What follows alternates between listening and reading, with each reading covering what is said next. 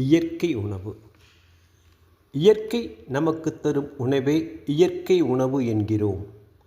அதாவது சூரிய வெப்பத்தாலும் மழை தரும் தண்ணீராலும் காற்றினாலும் சமைக்கப்பட்ட உணவு இயற்கை உணவை அதன் தன்மை மாறாமல் சமைக்காமல் வேக வைக்காமல் வறுக்காமல் அப்படியே பச்சையாக உண்ண வேண்டும்.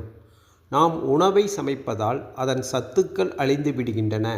நாம் இறந்த உணவையே உண்கிறோம். அதனால்தான் மனிதன் நோயாளியாகிறான். உலகில் வேறு எந்த உயிரினமும் சமைத்து உண்பதில்லை, இரவு நேரத்திலும் உண்பதில்லை. இயற்கை உணவை உண்ணும்போது சமைத்த உணவினால் உண்டான உடல் கழிவுகள் வெளியேறுகின்றன. அதனால்தான் பழங்கள் சாப்பிடும் பொழுது சளி பிடிப்பது, மழையில் செல்லும்போது தலைவலி காய்ச்சல் உண்டாகிறது. நாம் பழம் சாப்பிட்டால் சளி பிடிக்கும் என கூறி இயற்கையை விட்டு விலகி இருக்கிறோம். இயற்கை உணவு என்பது உயிர் உணவு. அது நம் உடலில் இருந்து பல வகையான கழிவுகளை வெளியேற்றி நலமாக வாழ வைக்கும். இயற்கை உணவால் உண்டாகும் நன்மைகள். காலநிலைக்கு தகுந்தவாறு பழங்களை கொடுக்கும் மரங்களை நடலாம்.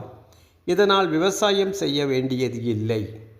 ஆள் பிரச்சனை, மின்சார பிரச்சனை, தண்ணீர் பிரச்சனை இல்லை. இதனால் பொருளாதார முன்னேற்றம் உண்டாகும். சுற்றுச்சூழல் மாசுபடுவதில்லை. மனிதனுக்கு ஆரோக்கியத்தை என்றும் வழங்குகிறது. சமைக்க பாத்திரம் தேவையில்லை, ஆள் தேவையில்லை. உணவை சமைக்கும்போது உண்டாகும் கார்பன் டை ஆக்சைடு உண்டாவதில்லை. சாக்கடை கழிவுகள் உண்டாவதில்லை. தனிமனித நலமும் பொது நலமும் இயற்கை உணவில் இணைந்து கிடைக்கிறது.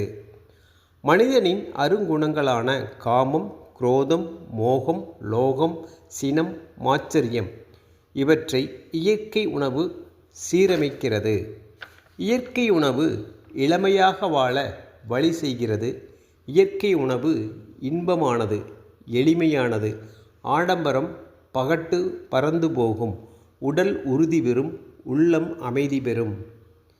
தினமும் ஒரு முறையாவது இயற்கை உணவுக்கு மாறி ஆரோக்கியம் அடைவதோடு இல்லாமல் இச்சமுதாயத்தில் பொருளாதார தற்சார்புக்கு வழிவகுப்போம்.